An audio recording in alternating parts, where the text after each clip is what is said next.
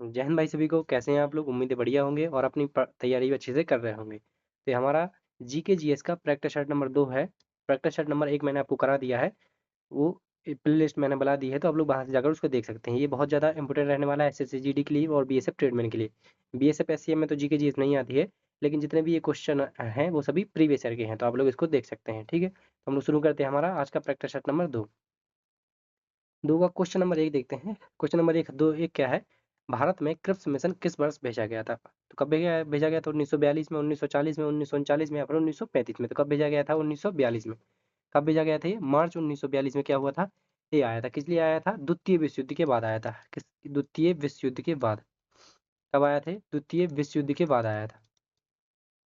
द्वितीय विश्व युद्ध होने के बाद आया था और भारत में भारतीय संविधान सभा का गठन करने के लिए इसको भेजा गया था। तो क्वेश्चन हमसे क्या पूछा गया था? कब आया? तो हम कब आया था? 1942 में, मार्च 1942 में आया था।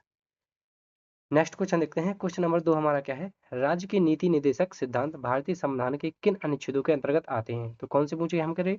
नीति निर्देशक सिद्धांत, राज्य की नीति निर्देशक सिद्धांत। तो कहाँ से कहाँ तक आते हैं? 33 से 45 तक, 34 से 40, 36 से 51 या फिर 32 से 46। तो कहाँ से कहाँ तक? 36 से 51 तक। ये किसके अंतर्गत आते हैं? भाग 4 के अंतर्गत। भाग 4 के अंतर्गत आते हैं और इन्हें कहाँ से लिया गया है? जो राज्य की नीति निर्देशक सिद्धांत है, इन्हें कहाँ से लिया? आयरलैंड से लिया गया है। आयरलैंड से भारतीय संविधान में, आयरलैंड के संविधान से भारतीय संविधान में लिया गया है। कहाँ से कहाँ तक आर्टिकल है? आर्टिकल 36 से लेके 51 तक कहाँ है? इसमें इसकी चर्चा है। इनको क्या बोलते हैं? डीपीएसपी भी बोलते हैं, डीपीएसपी। ठीक है, राज्य की नीति निर्देशक सिद्धांतों के बारे में इसमें बताया गया है। नेक्स्ट क्वेश्चन देखते हैं। Question number 3। क्वेश्चन नंबर 3 क्या है? निम्नलिखित में से किस महापुरुष ने असम में सत्रिया सत्रिया नृत्य की क्या की थी? शुरुआत किसने की थी? स्वामी नारायण ने, तुकाराम ने, श्रीमद शंकरदेव ने या फिर रामानुजाचार्य ने? तो किसने की थी? श्रीमद शंकरदेव ने। किसने की थी? श्रीमद शंकरदेव ने। कहाँ पर की थी? असम के वैष्णव मठों में क्या हुई थी? इसकी शुरुआत हुई थी असम के वैष्णव मठों में। असम के वैष्णव, जो हमारे वैष्णव मठ हैंगे, वैष्णव मठों में, असम के जो वैष्णव मठ हैं, वैष्णव मठों में क्या हुई थी? इसकी शुरुआत हुई थी। ठीक है, एक किसको समर्पित है? भगवान कृष्ण को क्या है? समर्पित है। भगवान कृष्ण और भगवान विष्णु जी को क्या है? ये समर्पित है। भगवान कृष्ण जी को क्या है? ये समर्पित है। इसको कब मान्यता कब मिली थी इसको? ये हमारे जो 8 शास्त्रीय थे, उन शास्त्रीय नृत्यों में कब इसको मान्यता दी गई थी? इसको मान्यता कब मिली थी? मान्यता दी गई थी इसको 15 नवंबर 2000 को। 15 नवंबर 2000 को इसको मान्यता दी गई थी। तो हमारा राइट आंसर क्या हो जाएगा? श्रीमद शंकरदेव ने इसकी शुरुआत की थी। नेक्स्ट देखते हैं क्वेश्चन नंबर 4। क्वेश्चन नंबर 4 हमारा क्या है? निम्नलिखित में से कौन सी नदी प्रायद्वीपीय पठार से नहीं निकलती है? नहीं निकलती, तो आपको नहीं पे ज्यादा ध्यान देना है। कौन सी नदी प्रायद्वीपीय पठार से नहीं निकलती? तो सबसे पहले देख लेंगे इन नदियों को उद्गम कहाँ से है, वो सभी हम देख लेते हैं, तो आपको सारी चीजें क्लियर हो जाएंगी। ठीक है, पहला है हमारी कौन सी है? महानदी। महानदी कहाँ से निकलती है? सिहावा पर्वत, छत्तीसगढ़। छत्तीसगढ़ से। कहाँ से?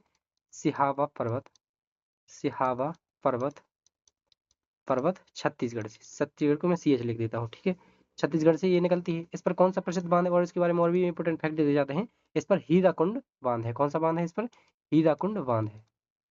हीराकुंड बांध भी किस पर है? इसी पर, महानदी पर है। ठीक है, नेक्स्ट हमारा कौन सा है? गंडक नदी।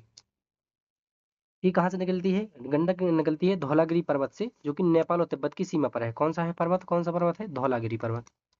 धौलागिरी पर्वत, धौलागिरी पर्वत कहाँ पर है? और ये है नेपाल तिब्बत की सीमा पर। ठीक है, नेपाल और तिब्बत की सीमा पर है। कहाँ पर है? नेपाल तिब्बत में। नेपाल और तिब्बत में, तिब्बत में क्या है? ये स्थित है। ठीक है, और अब नेक्स्ट देखते हैं। नेक्स्ट हमारी कौन सी है? सोन नदी। तो सोन नदी का उद्गम कहाँ से होता है? अमरकंटक मध्य प्रदेश से होता है। कहाँ से होता है? अमरकंटक, अमरकंटक की पहाड़ियों से। अमरकंटक, कंटक, अमरकंटक मध्य प्रदेश से क्या होता है? इसका उद्गम होता है। ठीक है, नेक्स्ट कौन सी हमारी? चंबल। इसका कहाँ से होता है? जाना पावा की पहाड़ियां जो इंदौर के पास में है, वहां से क्या होता है? इसका उद्गम होता है। जाना पावा, जाना पावा कहाँ से? जाना, जाना पावा, जाना पावा की पहाड़ी, जाना पावा की पहाड़ी से, जाना पावा पहाड़ी से क्या होता है? इसका उद्गम होता है। कहाँ से? इंदौर। इंदौर के पास में एक महू स्थान है, वहां से। इंदौर, इंदौर में भी कहाँ से? महू से। तो आप अब खुद देखिए कि कौन सी हमको प्रायद्वीपीय नदी नहीं है। प्रायद्वीपीय मतलब नीचे की साइड में। तो ये भी कहाँ से? छत्तीसगढ़। छत्तीसगढ़ भी प्रायद्वीप में के अंतर्गत आता है। मध्य प्रदेश प्रायद्वीप के अंतर्गत आता है, इंदौर मध्य प्रदेश यही भी इसके अंतर्गत आता है। तो कौन सा वाला नहीं आता? गंडक। गंडक कहाँ पर है? नेपाल तिब्बत की सीमा पर है, तो ये उत्तर की साइड में है, प्रायद्वीपीय पठार से संबंधित नहीं है। तो हमारा राइट आंसर क्या हो जाएगा? Option number 2। और इन नदियों के बारे में मैंने आपको बता दिया, तो ये सभी चीजें भी आप लोग नोट कर सकते हैं। नेक्स्ट क्वेश्चन देखते हैं, क्वेश्चन नंबर 14। 4 के बाद 5 आना चाहिए था। चलिए फिर इसको भी देख लेते, शायद यहाँ पे क्वेश्चन यहाँ पे ये मिसटाइप हो गया है, लेकिन हम कुछ क्वेश्चन को देख लेते हैं। क्वेश्चन नंबर कितना होगा हमारा? 5 होगा।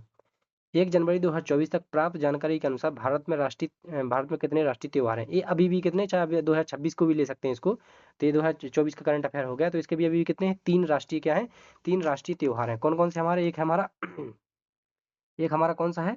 एक हमारा है स्वतंत्रता दिवस। कौन सा है हमारा? एक है हमारा स्वतंत्रता दिवस। कौन सा है? स्वतंत्रता दिवस।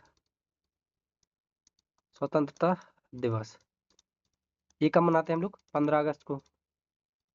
दूसरा कौन सा है हमारा? दूसरा है हमारा गणतंत्र दिवस। गणतंत्र दिवस। गणतंत्र दिवस ये कब है? 26 जनवरी। 26 जनवरी हो गया। थर्ड हमारा कौन सा है? थर्ड है हमारा गांधी जयंती। ये हमारे 3 क्या है? राष्ट्रीय पर्व हैं। गांधी जयंती 2 अक्टूबर को मनाते हैं हम लोग, 2 अक्टूबर को। तो ये हमारे 3 क्या है? राष्ट्रीय त्योहार, इनको हम लोग मानते हैं। तो कितने हैं? अभी भी 3 ही है। तो इसका राइट आंसर क्या हो जाएगा? Option number 2। नेक्स्ट क्वेश्चन देखते हैं। नेक्स्ट क्वेश्चन हमारा क्वेश्चन नंबर 6। क्वेश्चन नंबर 6 हमारा क्या है? भारत का सबसे पुराना फुटबॉल क्लब कौन सा है? East Bengal Club, Sharda FC, Mahindra United या फिर मुंबई एफसी। देखिए हम अब क्या करते हैं, पहले इनकी स्थापना देख लेते हैं जो भी है। इनकी स्थापना कब हुई थी? जो हमारा ईस्ट बंगाल क्लब है इसकी स्थापना हुई थी 1920 में। कब हुई थी? 1920 में, ठीक है। जो हमारी महेंद्रा यूनाइटेड है इसकी स्थापना हुई थी 1962 में। हुई थी 1962 में। और जो हमारा कौन सा है? जो मुंबई सिटी एफसी है, ये इसकी स्थापना हुई थी 2014 में हुई थी। कब हुई थी? 2014 में, ठीक है। और इसकी भी स्थापना शायद समकालीन है, लेकिन इन सभी में सबसे पुराना कौन सा है? जो भारत का सबसे पुराना फुटबॉल क्लब है, तो ऑप्शन के हिसाब से हमारा ईस्ट बंगाल क्लब हो रहा है। लेकिन यदि क्वेश्चन के हिसाब से क्या बनना चाहिए कि भारत का सबसे पुराना फुटबॉल क्लब कौन सा है, तो वो हमारा ये वाला है। कौन सा वाला है? मोहन बागान। कौन सा है? मोहन बागान फुटबॉल क्लब। मोहन बागान। मोहन बागान। मोहन बागान फुटबॉल क्लब। इसकी स्थापना कब हुई थी? इसकी स्थापना हुई थी 1889 में। कब हुई थी? 1889 में। तो ये वाला हमारा सबसे पुराना है, लेकिन ऑप्शन में हमको ये दे रखे हैं, तो इनमें से सही आंसर क्या हो जाएगा हमारा? ऑप्शन नंबर 1, ठीक है। नेक्स्ट क्वेश्चन देखते हैं हम लोग। क्वेश्चन नंबर हमारा कितना है? क्वेश्चन नंबर है 7। लार जंतुओं में भोजन के पाचन में सहायता करती है। लार मतलब यहाँ पे फुल स्टॉप कॉमा लगा लीजिए। लार जंतुओं में भोजन के पाचन में सहायता करती है। यह क्या करती है? तो लार क्या करती है? मंड यानी स्टार्च को शर्करा में विघटित करती है, या फिर एलर्जी की संभावना को कम करती है, या फिर भोजन का स्वाद महसूस कराने में सहायक होती है। तो ये तो नहीं होगा क्योंकि ये जीभ से होता है। भोजन को सांस लेने में जाने से रुकती है, तो ये भी नहीं रुकता है। ये शायद कौन रुकता है? एक मांस का हिस्सा होता है हमारे गले में जो श्वास और भोजन को अलग अलग हिस्सों में भेजता है, तो ये भी नहीं होगा। और मंड यानी स्टार्च को शर्करा में विघटित करती है, तो ये भी नहीं होता। ये भी क्या नहीं करती? लार हमारा ये काम नहीं करती है। तो हमारा राइट आंसर क्या हो जाएगा? 7 का हमारा राइट आंसर शायद यही है। ये एलर्जी की संभावना नहीं है, इसमें एलर्जी की संभावना नहीं है ना, हो कि क्या है, ये मंड स्टार्च को विघटित करती है। इसका राइट आंसर क्या है? ये वाला हमारा क्या होने वाला है? राइट आंसर होने वाला है। इसका राइट आंसर क्या होने वाला है? मंड यानी स्टार्च को शर्करा में विघटित करती है, ठीक है। एलर्जी की संभावना को कम नहीं करती है, किसको करती है? मंड यानी स्टार्च को शर्करा में विघटित करती है, ठीक है। नेक्स्ट क्वेश्चन देखते हैं। क्वेश्चन नंबर क्या है हमारा? 8। क्वेश्चन नंबर 8 क्या है? निम्नलिखित में से किस गायिका को 2011 में 2021 में भारत के तीसरे सर्वोच्च नागरिक पुरस्कार पद्म भूषण से सम्मानित किया गया था? तो पुराना करंट अफेयर है, लेकिन मैं इसका क्या बता देता हूँ, आंसर बता देता हूँ। मैंने क्या बोला? ये सभी प्रीवियस वाले हैं, तो इसमें से कुछ कुछ ज्यादा ही प्रीवियस वाला पूछे गए हैं। तो इसमें क्वेश्चन नंबर 8 का राइट आंसर क्या है? ऑप्शन नंबर 1 कृष्ण नयन शांति कुमार चित्रा। ये पुराना करंट अफेयर का है। नेक्स्ट देखते हैं क्वेश्चन नंबर 9। क्वेश्चन नंबर 9 हमारा क्या कह रहा है कि जनगणना 2011 के अनुसार किस राज्य में पुरुष एवं महिला साक्षरता दर में अंतर सबसे कम है? तो मतलब अंतर मानी पुरुष और साक्षरता दर में अंतर सबसे कम कहाँ पर है? गुजरात में, महाराष्ट्र में, तमिलनाडु में, केरल में। तो कहाँ पर है? ये सभी आपको पता होगा। केरल में क्या है? जो पुरुष साक्षरता और महिला साक्षरता दर है उनमें कम अंतर सबसे कम है। नेक्स्ट क्वेश्चन देखते हैं, क्वेश्चन नंबर 10। क्वेश्चन नंबर 10 हमारा क्या कह रहा है? खालिस्तान के कारण सभी पंचवर्षीय योजनाओं को समान महत्व नहीं दिया गया। कौन सा है? समान महत्व नहीं दिया गया। इसको देखते हैं हम लोग। तो इसको देखें, संसाधनों की सीमा, संसाधनों की उपलब्धता, संसाधनों के निजी स्वामित्व, या फिर उपलब्ध संसाधनों की समानता। तो इसका राइट आंसर क्या है? संसाधनों की सीमा। के कारण सभी पंचवर्षीय योजनाओं को समान महत्व नहीं दिया। संसाधनों की सीमा कहती सभी में कहती सीमा मतलब समान नहीं थी, तो इसी कारण इनको नहीं दिया गया था। क्या नहीं दिया गया था? समान महत्व नहीं दिया गया। इसका राइट आंसर क्या है? Option number A. Next question कौन सा है? Question number 11। देखिए जहाँ पर ऑप्शन चारों ऑप्शन समझाने वाले रहेंगे वो हम आपको चारों ऑप्शन समझाऊंगा मैं, और जहाँ पर नहीं रहेंगे वहाँ पे आप लोगों को मतलब ऐसे रिवीजन करते जाना है। जैसे ये वाला क्वेश्चन है तो ये समझाने वाला है, तो इसको हम सारा समझाएंगे। राष्ट्रपति और उपराष्ट्रपति के चुनाव से संबंधित विवादों की सर्वोच्च न्यायालय द्वारा जांच की जाएगी और निर्णय लिया जाएगा कि जिसका निर्णय अंतिम होगा होगा का उल्लेख संविधान के किस अनुच्छेद में किया गया है। तो ठीक है, यानी राष्ट्रपति उपराष्ट्रपति के चुनाव से संबंधित आर्टिकल कौन सा है ये हमको बताना है। तो कौन सा अनुच्छेद? 58। तो पहले हम लोग इसमें समझ लेते हैं कि इसका राइट आंसर क्या होने वाला है। तो इसका राइट आंसर क्या होने वाला है? पहले अनुच्छेद 58 में क्या है? राष्ट्रपति के चुनाव से संबंधित चीजें हैं, राष्ट्रपति के चुनाव की इसमें चर्चा की गई है। राष्ट्रपति के चुनाव की शर्तें, राष्ट्रपति का चुनाव के बारे में इसमें बताया गया है। 71 में क्या चीज बताई गई है? 71 में बताया गया है राष्ट्रपति उपराष्ट्रपति के विवादों को कौन निपटाएगा? Supreme court निपटाएगा। जो हमारे राष्ट्रपति हैं और उपराष्ट्रपति हैं, राष्ट्रपति और उपराष्ट्रपति, उपराष्ट्रपति के विवादों को कौन निपटाएगा? के विवादों को सुप्रीम कोर्ट निपटाएगा। के विवादों को कौन निपटाएगा? सुप्रीम कोर्ट हमारा निपटाने वाला है। अनुच्छेद 54 में क्या है हमारा? निर्वाचन मंडल है। कौन है? राष्ट्रपति के, राष्ट्रपति के लिए क्या है इसमें? निर्वाचन मंडल की क्या की गई है? बात की गई है। निर्वाचन मंडल, निर्वाचन मंडल की यहाँ पर बात की गई है, निर्वाचन मंडल। आर्टिकल 74 में क्या है? राष्ट्रपति की सलाह के लिए क्या होगा हमारा? मंत्री परिषद होने वाला है। क्या है? राष्ट्रपति की सलाह के लिए, राष्ट्रपति की सलाह के लिए, राष्ट्रपति की सलाह के लिए, सलाह के लिए, सलाह के लिए क्या होगा यहाँ पर? मंत्री परिषद होने वाला है। मंत्री परिषद, मंत्री परिषद रहने वाला है। ठीक है, मंत्री परिषद होने वाला है। ठीक है, तो हमारा क्वेश्चन क्या पूछा गया था? चुनाव से संबंधित विवादों की सर्वोच्च न्यायालय द्वारा जांच की जाएगी। तो किसमें है? अनुच्छेद 71 में। राष्ट्रपति उपराष्ट्रपति के चुनाव में जो विवाद होते हैं उसको कौन निपटाता है? सीधा सुप्रीम कोर्ट ही निपटाता है। इसका राइट आंसर क्या हो जाएगा हमारा? Option number 2। नेक्स्ट क्वेश्चन देखते हैं, क्वेश्चन नंबर 12। क्वेश्चन नंबर 12 क्या है? 1 अगस्त 2024 को निम्नलिखित में से किसे भारत के संघ लोक सेवा आयोग यूपीएससी का अध्यक्ष नियुक्त किया गया है? तो उस टाइम पे ये पुराने करंट अफेयर है तो किसको किया गया था? प्रीति सूदन को। लेकिन वर्तमान में कौन है? अभी वर्तमान में हमारे कौन है? डॉक्टर अजय कुमार।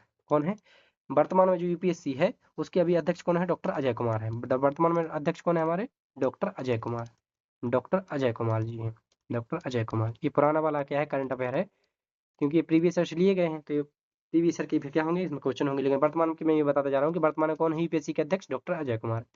नेक्स्ट देखते हैं क्वेश्चन नंबर 13। क्वेश्चन नंबर 13 क्या है? क्षार परमाणु की तनु गैसों में बोस आइंस्टीन संग्रहण की उपलब्धि के कारण एरिक ए कर्नेल, वोल्फगैंग कैटले और कलई बाइमन को संयुक्त रूप से नोबेल पुरस्कार किस वर्ष प्रदान किया गया? तो क्वेश्चन नंबर 13 का राइट आंसर क्या है? Option number B. 2001 में क्या किया गया था? इनको संयुक्त रूप से नोबेल पुरस्कार प्रदान किया गया था। नेक्स्ट क्वेश्चन देखते हैं, क्वेश्चन नंबर 14। 1 जनवरी 2024 तक प्राप्त जानकारी के अनुसार भारत में कितने राष्ट्रीय, ये तो हम देख चुके हैं शायद, वो वहां पे क्या हो गया था? ये वाला वहां पे पेस्ट हो गया था ये क्वेश्चन। तो इसमें कितने था हमारे? 3 थे। 5 नंबर क्वेश्चन क्या हो गया था हमारा? मिस हो गया था। तो अभी हमारे कितने? 19 ही क्वेश्चन होने वाले हैं। नेक्स्ट क्वेश्चन देखते हैं, क्वेश्चन नंबर 5। क्वेश्चन नंबर 15 क्या है हमारा? क्वेश्चन नंबर 15 है राष्ट्रीय बहुआयामी गरीबी सूचकांक एक प्रगति समीक्षा 2023 के अनुसार भारत में बहुआयामी गरीबी की गणना करते समय कितने संकेतक शामिल किए गए हैं? तो ये अभी भी उतने ही संकेतक हैं। 2026 में भी कितने हैं? अभी भी उतने ही संकेतक हैं। तो कितने संकेतक हैं? 12 संकेतक हैं। इन 12 संकेतकों को क्या किया गया है? 3 महत्वपूर्ण आयामों में बांटा गया है। 3 महत्वपूर्ण क्या है इसके? आयाम है। 1 2 3, ये क्या है? 3 महत्वपूर्ण आयाम है। 12 क्या है हमारे संकेतक को 3 महत्वपूर्ण आयामों में बांटा गया है। तो पहला वाला हमारा कौन सा है? पहला वाला है हमारा स्वास्थ्य, स्वास्थ्य, स्वास्थ्य, पहला स्वास्थ्य है। दूसरा क्या है हमारा? शिक्षा, दूसरा हमारा क्या है? शिक्षा। और तीसरा क्या है हमारा? जीवन स्तर, जीवन स्तर। इन 3 आयामों के अंतर्गत ही ये जो आपके 12 संकेतक हैं इनको इनके अंतर्गत रखा गया है। तो हमारा राइट आंसर क्या हो जाएगा? Option number 3। नेक्स्ट क्वेश्चन देखते हैं, क्वेश्चन नंबर 16। क्वेश्चन नंबर 16 क्या है? 2016 में पंडित बिरजू महाराज को किस फिल्म के लिए सर्वश्रेष्ठ कोरियोग्राफी का फिल्म फेयर पुरस्कार दिया गया था? तो किसके लिए? देवदास, मोहनजोदड़ो, बाजीराव मस्तानी या फिर योद्धा अकबर। तो किसके लिए दिया गया था? बाजीराव मस्तानी के लिए दिया गया था।